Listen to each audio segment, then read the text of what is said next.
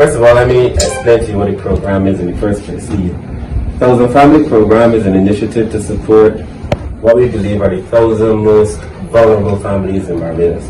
Not individuals, families. We're assuming that a family has 7 to 8 persons in it, so that's about 7,000 or 8,000 persons.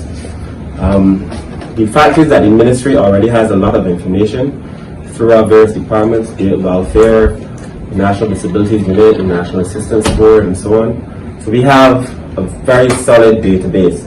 We also had amplified that database, and we were looking at it in relation to disasters and who was most vulnerable. So we have a lot of information. Nonetheless, in the next few weeks, you're going to see a public call to persons to come forward and identify persons who live in their communities that they believe are also vulnerable. We imagine that will help fully throw out some new names, although we expect a lot of those persons will already be in our database. We're also going to be reaching out to a lot of the NGOs to give us further names, so that we have a very large base from which to choose. Then a choice has to be made. The way we're going to do it, we have 2 forms. One is called the Eligibility Score Sheet, where you are evaluated scientifically based on the state of your conditions, really, the housing, is anybody working, level of education in the household, the health in the household, and so on.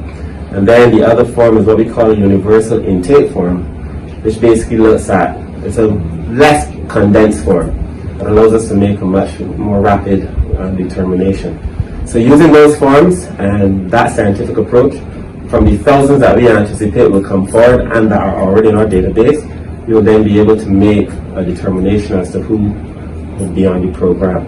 What we're also doing is that we started looking at young social workers, because for the program to be effective, we need to have about 1 social worker to 10 to 15 families. If you assume that a family has 8 persons, that's 1 social worker to 80 persons. At welfare, for example, 1 social worker is working over 400 persons. So you can see the difference in terms of the capacity to be able to better serve that family. And then there's a whole gamut of services, education, health.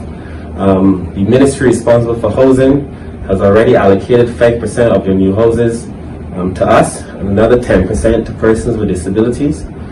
So that would allow us to be able to have first pick for a lot of our clients. The Ministry of Education has also been mandated to support us to give education access to our clients as well. And so, and as well the Ministry of Health, because in the first program, we have a program running now for 250 persons, but a lot of that was paid healthcare. In this program, the government will make sure those people are prioritized for their healthcare.